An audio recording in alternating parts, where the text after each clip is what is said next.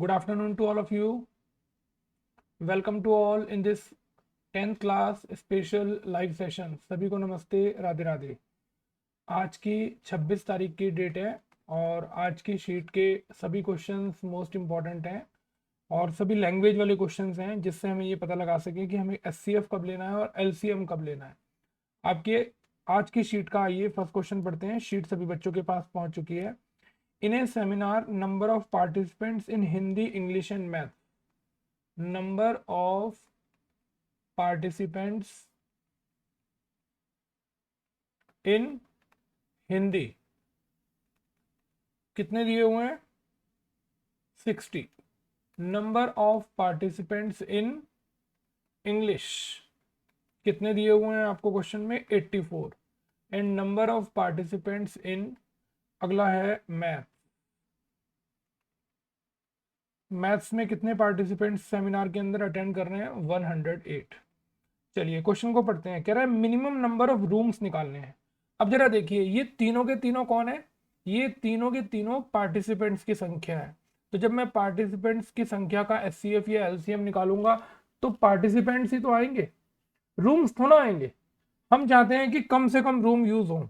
अब जरा सोचकर देखिए, इतने सारे लोगों को बिठाना है और कम रूम यूज करने हैं, तो minimum number of rooms use करने के लिए बताइए आपको क्या करना पड़ेगा?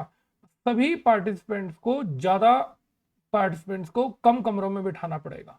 अब बताइए, अगर कमरे कम यूज करने हैं और पार्टिसिपेंट ज्यादा हैं तो क्या करना पड़ेगा? एक एक कमरे में पार्टिसिपेंट्स की संख्या को बढ़ाना पड़ेगा, तभी तो कम कमरे यूज होंगे। अगर आप एक कमरे में कम पार्टिसिपेंट्स बिठाओगे तो कमरे ज्यादा चाहिए, लेकिन क्वेश्चन में लिखा हुआ है कमरे मिनिमम चाहिए। तो मिनिमम रूम्स के लिए पार्टिसिपेंट्स की संख्या एक रूम में ज्यादा करनी पड़ेगी। और ये भी कंडीशन लगा दी, each room the same number of participants are to be seated. और एक कमरे में एक ही पार्टिसिपेंट्स के लोग होने चाहिए। ये नहीं कि आपने एक ही सब्जेक्ट में दो सब्जेक्ट्स के बिठा दिए एक ही कमरे में। एक कमरे में एक ही सब्जेक्ट के लोग होने चाहिए। तो मैं क्या स्पेशल लाइन लिखने जा रहा हूं? Since to find out minimum number of rooms, minimum number of rooms,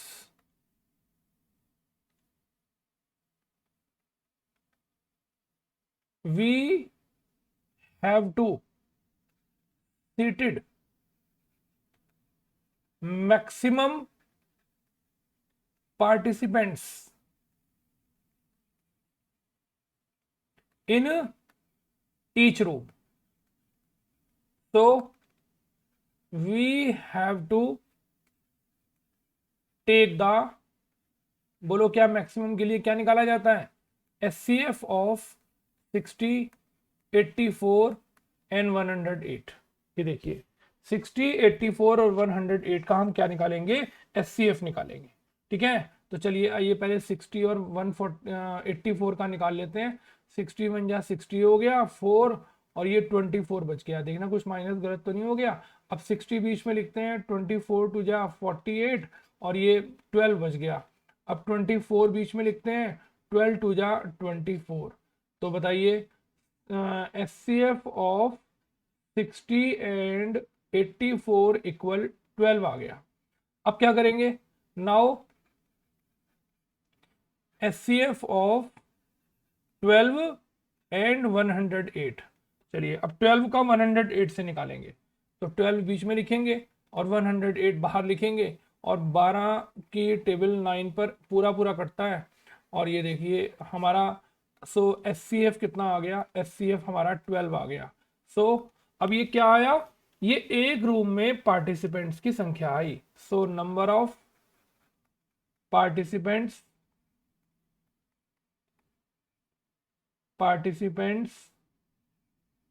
in each room, बताइए हर रूम में कितने लोग बैठेंगे? 12 लोग बैठेंगे। ठीक है, अब जरा क्वेश्चन में देखिए, उसने आपसे लास्ट में एक बात और पूछी। उसने पूछा कि if in each room same number of participant be seated, minimum number of rooms निकालना है। अभी तो आपने ये निकाला कि एक रूम में कितने लोग बैठे हैं, 12, और हमें निकालना है मिनिमम नंबर ऑफ रूम्स। तो क्या लिखेंगे?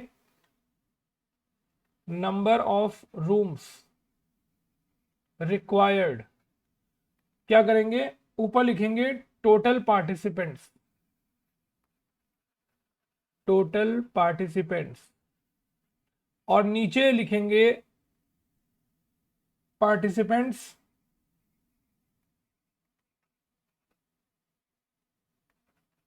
In one room. तो टोटल पार्टिसिपेंट्स कितने हुए, 60, 84 और 108 को प्लस कर देंगे, और एक रूम में 12 लोग आ सकते हैं, तो इन तीनों को प्लस करके आ रहा है हमारा 4 और 8 12, 5 और ये हो गया 2/12। चलिए काटते हैं, 12 2 जा 24, 1 12 1 जा 12, ये आपका आंसर आ गया। इतने रूम्स हमें चाहिए। सोच के देखो, जब एक रूम में 12 आ रहा है और आपके 252 कैंडिडेट्स हैं, तो आपको एक रूम में अगर 12 बिठाने हैं तो ऐसे आपको कितने रूम चाहिए, ऐसे आपको टोटल 21 रूम चाहिए, 21 रूम्स, सॉरी रूट्स नहीं, क्या वर्ड है ये, रूम्स। बताइए ये कहानी समझ में अच्छे से आई कि नहीं आई। आपसे अगर वो ये पूछता, जरा मेरी इस बात का बड़ा ध्यान दो, इंपॉर्टेंट पॉइंट है, अगर वो पूछता कि हर सब्जेक्ट के लिए कितने कितने रूम चाहिए, तो मैं 60 को 12 से अलग डिवाइड करता, 84 को 12 से अलग डिवाइड करता, 1084 को 12 से 184 को 108 को 12 से अलग डिवाइड करता। तो अगर मुझे अलग अलग सब्जेक्ट्स का निकालना होता, तो सोच के बताइए, अलग अलग सब्जेक्ट्स का निकालने के लिए क्या करना पड़ता, मुझे इन तीनों को अलग अलग 12 से, लेकिन मुझे तो जितने भी पार्टिसिपेंट्स हैं, चाहे वो कोई भी सब्जेक्ट के हों, टोटल पार्टिसिपेंट्स के लिए मुझे टोटल रूम्स की संख्या चाहिए। तो मैंने क्या किया, टोटल रूम्स की संख्या को एक रूम में आने वाले पार्टिसिपेंट्स की संख्या से क्या कर दिया, डिवाइड कर दिया, और मेरा आंसर आ गया 21 रूम्स। चलिए आगे चलते हैं। तो देखा आपने, जब मैंने इन तीनों का एचसीएफ निकाला तो पार्टिसिपेंट्स ही आए। हम चाहते हैं कि कम रूम यूज हो, तो कम रूम यूज करने के लिए हमें एक रूम में ज्यादा पार्टिसिपेंट बिठाने पड़ेंगे, इसलिए ज्यादा के लिए हम लोगों ने क्या लिया, एचसीएफ लिया। चलिए आज की शीट का सेकंड क्वेश्चन करते हैं, खूब बढ़िया, खूब important. 3 sets of English, Hindi and maths books are stacked in such a way that all books are to be stored topic wise and height of each stack is same। हम लोग अलमारियों में किताबें लगाते हैं, देखिए इस तरह से स्टैक बने होते हैं ना, उसमें हम लोग क्या करते हैं, ऐसे बुक्स खड़ी कर देते हैं ऐसे, और बुक्स खड़ी करके इस तरह से वो पूछ रहा है आपसे क्वेश्चन में कि इंग्लिश, हिंदी और मैथ्स की बुक्स, तो नंबर ऑफ, सबसे पहले दिया हुआ है इंग्लिश बुक्स। अब देख के बताइए, number of English books question के अंदर कितना दिया हुआ है, 96। Number of Hindi books question के अंदर दिया हुआ है, देख के बताइए कितना, 240। और number of math books question के अंदर आपको दिया हुआ है 336।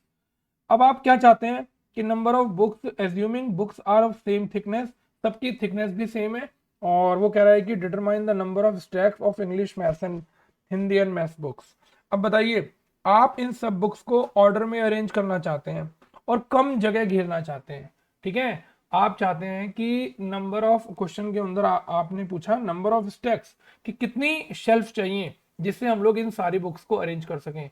तो कम जगह में ज्यादा बुक्स लाने के लिए मुझे क्या करना पड़ेगा, इन तीनों का ज्यादा बुक्स लाने के लिए एचसीएफ लेना पड़ेगा। तो मैं क्या लाइन लिखूंगा, इन ऑर्डर, बुक में से, अपने क्वेश्चन में से हम लोग लैंग्वेज में देख के लिख रहे हैं, in order to arrange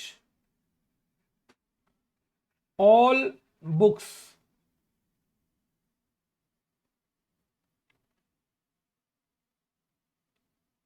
eight minimum place,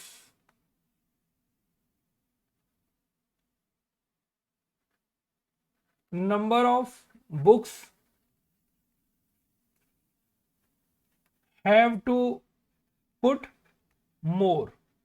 हम चाहते हैं कि कम जगह में जितनी भी ये स्टैक्स बन रही हैं, इतनी सारी बुक्स आ जाएं, ठीक है। तो उसके लिए हमें क्या करना पड़ेगा, एक एक स्टैक में ज्यादा ज्यादा किताबें लगानी पड़ेंगी, और ज्यादा तो क्या लिखेंगे, we have to take the, बोलो क्या, एचसीएफ ऑफ 96, 240 एंड 336।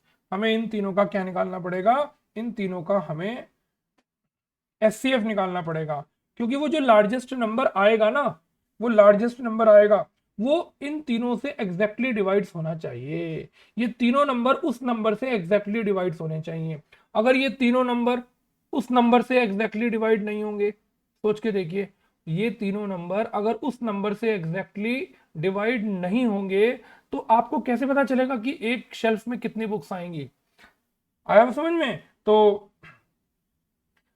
यहाँ हमें लिखना पड़ेगा, we have to take the HCF of this this and this that divides that, आगे हम एक और छोटी सी लाइन जोड़ सकते हैं, जो नंबर आएगा दैट डिवाइड्स 96, 240 एंड 336 एग्जैक्टली। ये देखिए, अगर आप इन तीनों का एलसीएम निकाल दोगे तो एलसीएम इन तीनों से कटेगा तो आपको पता नहीं चल पाएगा कि एक इन इतनी किताबों के लिए कितनी शेल्फ चाहिए। तो हमें 96 बुक्स के लिए कितनी जगह चाहिए, कितनी स्टैक्स चाहिए, वो हमें एचसीएफ से पता चलेगा। तो हमें कम जगह में ज्यादा बुक्स रखनी है। तो चलिए आइए पहले 96 और 240 का हम लोग पहले क्या निकालते हैं, एचसीएफ निकालते हैं। तो 96 और 240 का जब हम एचसीएफ निकालेंगे तो टेबल चलाते हैं, कुछ कट रहा हो तो 96 का टेबल क्या चलाए, 4 चला के देखें, 4 6 जा 24 और 4 9 जा 36, ये तो बड़ा हो गया। और कोई नंबर चला के देखते हैं, 2 चला के देखते हैं, 2 6 जा 12, 2 9 जा 18 प्लस 1 19, 3 चलाएंगे तो बड़ा हो जाएगा। तो चलिए 2 चलाते हैं, 192 माइनस किया, ये बच गया 48। अब 96 बीच में लिखते हैं, 42 2 जा 96 होता है। तो बताइए एचसीएफ ऑफ 96 एंड 240 कितना आ गया, 48 आ गया। अब क्या लिखेंगे, नाउ एचसीएफ ऑफ किस किस का, 48 एंड 336। चलिए 48 बाहर लिखते हैं और 336 अंदर लिखते हैं। मुझे लगता है ये तो पूरा पूरा 7 से कटता है, 7 8 जा 56 और 7 4 जा 28 में 5 प्लस करेंगे तो 33। तो बताइए, तो एचसीएफ कितना आ गया, एचसीएफ आ गया 48। अब इसका क्या मतलब हुआ, अगर इनका आंसर 48 आ गया तो इसका ये मतलब हुआ कि हमें नंबर ऑफ, यानी कि हम ये लिख सकते हैं, there must be 48 books in each stack. बताइए हर शेल्फ के अंदर कितनी बुक्स होंगी, 48 बुक्स होंगी। अब जरा क्वेश्चन में देखो, उसने आपसे क्या पूछा, उसने पूछा कि books are same thickness, find number of stacks of. अब आपको अलग अलग सबकी बतानी है। तो अब हम अगला हेडिंग हमारा होगा number of stacks of English books. बताओ भाई इंग्लिश की कितनी बुक्स थी, इंग्लिश की टोटल नंबर ऑफ बुक्स थी हमारे पास 96। और एक शेल्फ में कितने कितने बुक्स आ रही हैं, ईच स्टैक के अंदर कितनी बुक्स आ रही हैं, 48। डिवाइड कर दो, 2 शेल्फ हमें चाहिए जिससे हम इंग्लिश बुक को अरेंज कर सकें। नंबर ऑफ स्टैक्स ऑफ, अब इंग्लिश के बाद नंबर आता है हिंदी बुक्स। ठीक है, चलो भाई हिंदी बुक्स के लिए निकालते हैं। बताओ भाई हिंदी की कितनी बुक्स थी, 240 अपॉन 48, काट दो, 5 8 जा 40, 5 4 जा 20, बिल्कुल 8 आ गया कटकर। इसके लिए हमें 8 शेल्फ चाहिए, 8 ही आएगा ना, सॉरी 8 नहीं 5 जा 5 आएगा, 5 8 जा 40, 5 4 जा 20 प्लस 24। ठीक है, नंबर ऑफ स्टैक्स ऑफ, अब कौन सी बुक्स अरेंज करनी है, मैथ्स बुक्स। तो टोटल मैथ्स बुक्स कितनी थी, 336 और एक स्टैक में कितनी आ रही है, 48। तो चलिए इन दोनों को डिवाइड करते हैं। तो आई थिंक आखिरी में 6 आ रहा है, तो 7 8 जा 7, बिल्कुल 7 आ गया कट के। तो ये पिछले क्वेश्चन में देखिए, पिछले क्वेश्चन के अंदर ये देखिए मैंने सारे टोटल पार्टिसिपेंट्स के लिए टोटल रूम निकाले थे, और इस क्वेश्चन के अंदर हमने क्या किया, अलग अलग बुक्स के लिए अलग अलग स्टैक्स निकाली। अगर मुझे सब टोटल स्टैक्स निकालनी होती मैं सारी बुक्स को प्लस करके 48 से डिवाइड कर देता, क्योंकि एक शेल्फ में 48 किताबें आएंगी। अब हमें अलग अलग सब्जेक्ट की किताबें अरेंज करनी है, मिक्स नहीं करनी है। तो 96 बुक्स हैं तो 48, देखो अब ये तीनों नंबर 48 से कटते हैं, इसका मतलब मुझे इन तीनों का क्या निकालना पड़ेगा, एचसीएफ निकालना पड़ेगा। ठीक है, तो अब 96 बुक्स और एक अलमारी में 48 आ रही हैं, तो कितनी शेल्फ हमें चाहिए, 96 को 48 से डिवाइड कर दिया, जब एक में 48 आ रही हैं तो दो में 96 ऑलरेडी आएंगी। तो इस तरह से हमने तीनों बुक्स की क्या निकाल ली, स्टैक्स निकाल ली। आई थिंक अच्छे से समझ में आ गया होगा। चलिए आगे चलते हैं और आज की शीट का थर्ड क्वेश्चन करते हैं, जो आपकी एनसीईआरटी में एग्जाम्पल भी है। तो चलिए देखिए क्या लिखा हुआ है इस एग्जाम्पल के अंदर। क्वेश्चन में लिखा है prove that there is no natural number which 4 to the power n ends with digit 0। तो 4 टू द पावर n, तो हम चाहते हैं कि कोई ऐसा नेचुरल नंबर नहीं है, कोई ऐसा नेचुरल नंबर नहीं है, ये बात प्रूव करके दिखानी है कि जिसकी इसकी एंड डिजिट में 0 आ जाए। तो to find out end digit 0 in 4 to the power n, हम चाहते हैं कि 4 टू द पावर n में जो एंड डिजिट आए वो क्या हो, वो 0 हो। To find out end digit 0 in 4 to the power n क्या होना चाहिए, 10 मस्ट बी द फैक्टर। इसके लिए 10 मस्ट बी द फैक्टर होना चाहिए। देखिए ठीक है, दैट इज क्या होना चाहिए, 4 टू द पावर n के फैक्टर में कोई ना कोई 10 जरूर आना चाहिए, 10 मल्टीप्लाई समथिंग, जिससे 4 की पावर n में जब भी हम कोई नेचुरल नंबर लिखें और एंड डिजिट 0 आ जाए। लेकिन हमें तो प्रूफ करना है कि कोई ऐसा नेचुरल नंबर है ही नहीं, तो आइए क्या लिखेंगे, तो बट होना तो ऐसे चाहिए कि 4 की पावर n में 10 फैक्टर जरूर होना चाहिए, जिससे नेचुरल नंबर में कोई वैल्यू पुट करे और एंड डिजिट 0 आ जाए। लेकिन अब जरा चेक करते हैं कि 4 टू द पावर n के अंदर क्या कोई ऐसा नंबर है जो इसके अंदर 10 आ रहा हो और हम उसकी मल्टीप्लाई करें तो ये एंड डिजिट इसकी क्या आ जाए हमारे पास, इसकी एंड डिजिट हमारे पास 0 आ जाए। तो आइए उसके लिए हम लोग क्या करते हैं, 4 टू द पावर n का पहले फैक्टर निकालते हैं। कौन बच्चा बताएगा कि 4 टू द पावर n का फैक्टर क्या हुआ करता है। 4 टू द पावर n को अगर हम तोड़े तो 4 के फैक्टर होते हैं 2 मल्टीप्लाई 2। तो आइए 4 के फैक्टर करते हैं और देखते हैं कि 4 के फैक्टर के अंदर, तो चलिए 4 टू दी बट 4 की पावर n में तो देखते हैं 2 की पावर 2 आ रहा है और बाहर n लिखा हुआ है, 2 बार 2 आ गया। ठीक, so by using fundamental theorem of arithmetic, बताइए, we find the prime factors of 4 to the power n does not contain 5 as the factor. सोच के देखो, आप चाहते हो कि इसके फैक्टर में 10 आ जाए, लेकिन इसके फैक्टर में तो खाली 2 आया। अगर एक 5 और आ जाता, एक 5 आ जाता तो 2 5 या 10 बन जाता। सोच के देखो, एक 5 आ जाता तो किसकी कमी रह गई 10 आने में, 2 तो आ गया लेकिन 5 की कमी रह गई। तो क्या लिखेंगे, so 4 to the power n can never end with digit, बोलो क्या, 0 फॉर एनी नेचुरल नंबर। आप n की कोई भी वैल्यू पुट करके देख लो, 1 पुट कर लो, 2 पुट कर लो, 3 पुट कर लो और उसको उतनी बार 4 को मल्टीप्लाई करो तो एंड डिजिट 0 नहीं आएगी, क्योंकि 10 इसका फैक्टर नहीं है। 10 के फैक्टर में 2 तो आ गया लेकिन 5 की कमी रह गई, तो 5 की कमी होने से फंडामेंटल थ्योरम ऑफ अर्थमेटिक कहती है कि आप यहां n का कोई भी नेचुरल नंबर अगर पुट करोगे तो इसकी एंड डिजिट कभी भी 0 नहीं आएगी। ठीक है, आइए अगला क्वेश्चन करते हैं, बिल्कुल इसके सामने ही। ये क्वेश्चन इसी साल बोर्ड के एग्जाम में आया, वो भी 5 या 4 नंबर में, 4 नंबर में ये क्वेश्चन बोर्ड के एग्जाम में इसी साल आया। ये जो क्वेश्चन पेपर 12 मार्च को इसी साल 2020 में ये जो क्वेश्चन पेपर खुला है, ये क्वेश्चन पेपर के अंदर इसी तरह से आया। ठीक है, चलिए क्या क्वेश्चन है, show that 12 to the power n cannot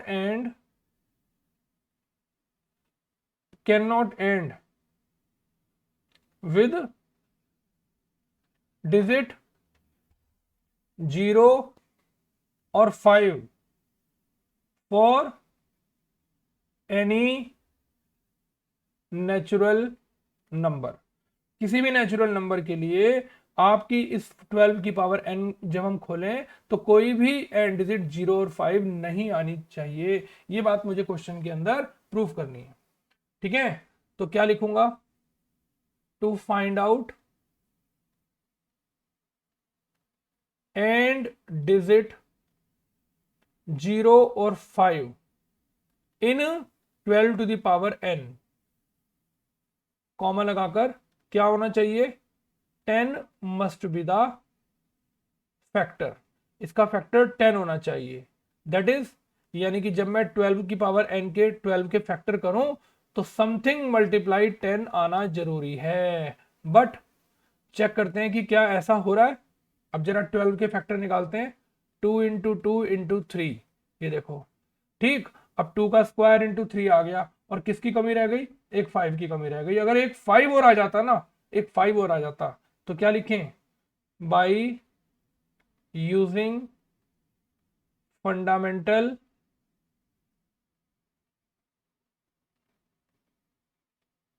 theorem of arithmetic we find the prime factors of 12 does not contain, बताओ किसकी कमी रह गई, 5 एज द फैक्टर। अगर किसी तरह एक 5 और आ जाता तो यहाँ 2 एक 5 से मल्टीप्लाई होकर 10 बन जाता, और 10 बनने से इसकी एंड डिजिट में कोई भी वैल्यू अगर आप पुट करते तो आपका एंड डिजिट हमेशा 0 आता, क्योंकि आपके पास एंड डिजिट में 0 है। ठीक है, लेकिन 10 इसका फैक्टर नहीं है, 2 तो आ गया लेकिन एक 5 की कमी रह गई, तो therefore 12 to the power n can never end with, बोलो क्या, डिजिट कौन, 0 और 5। ना तो 0 आएगा लास्ट में, ना 5 आएगा, क्योंकि इसका फैक्टर 10 नहीं है, और 10 आने में किसकी कमी रह गई, 5 की कमी रह गई।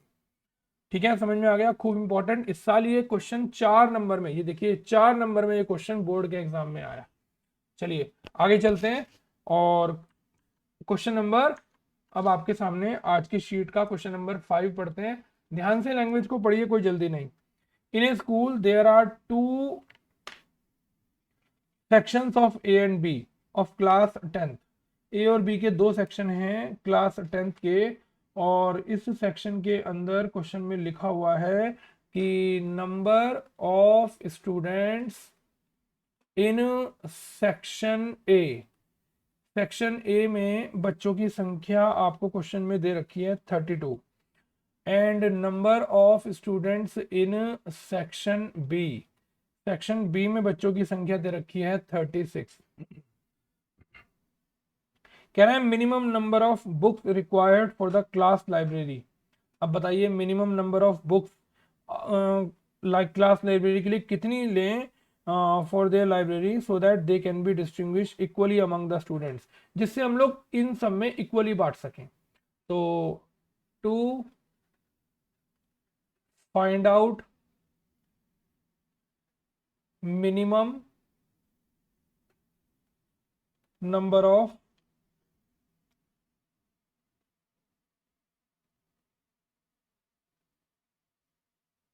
बुक्स, क्या लिखेंगे, विच आर, जो बुक्स आपको इक्वली बांटनी है, which are to be distributed equally. ठीक है,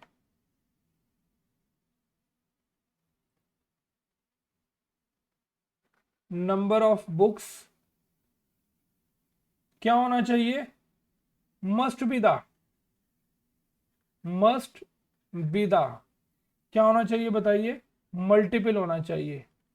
मल्टीपल किस किस का मल्टीपल होना चाहिए, 32 एंड 36। तो we have to take the LCM of 32 and 36। अब बताइए अगर आप इसका एचसीएफ निकाल देंगे तो एचसीएफ तो इनसे भी कम आएगा, तो फिर इक्वली बुक्स कैसे डिस्ट्रीब्यूट होंगी। तो जो आपको इक्वली बुक्स इतने सारे बच्चों के अंदर बांटनी है तो मिनिमम नंबर ऑफ बुक्स बांटनी है, ठीक है। और ये बच्चों की संख्या है और हमें चाहिए नंबर ऑफ बुक्स मिनिमम। तो नंबर ऑफ बुक्स मिनिमम के लिए हमें इनका क्या निकालना पड़ेगा, एलसीएम निकालना पड़ेगा। तो चलिए 32 का एलसीएम निकालते हैं, फैक्टर निकालते हैं 2 की पावर 5 और 36 के फैक्टर निकालते हैं, 2 2 जा 4 और 3 3 जा 9, यानी कि 2 स्क्वायर 3 स्क्वायर। तो चलिए एलसीएम में क्या करते हैं, सारे नंबर लेते हैं, 2 भी आएगा 3 भी आएगा। नाम है लोएस्ट, पावर लेनी है हाईएस्ट। तो 2 की पावर हाईएस्ट 5 है और 3 की पावर हाईएस्ट 2 है।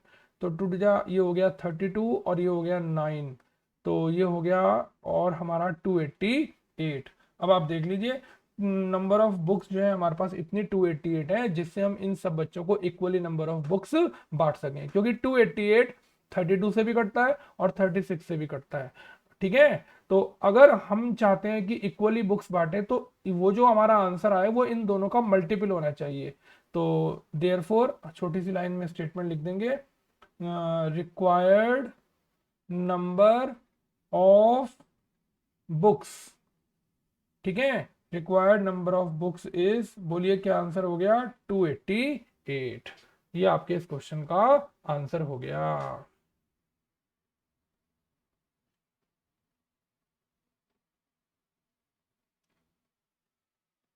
चलिए आपकी शीट कंप्लीट हो गई, जितने भी क्वेश्चंस आपकी शीट के अंदर थे हमने सब आपको अच्छे से करा दिया और ये भी बताया कि कब एचसीएफ निकालते हैं, कब एलसीएम निकालते हैं, कैसे स्टेटमेंट क्वेश्चन के अंदर छुपा रहता है। और दो ऐसे क्वेश्चन करवाए 4 to the power N 12 to the power N वाले, जो इस साल 12 मार्च को बोर्ड के एग्जाम में पेपर में आए थे।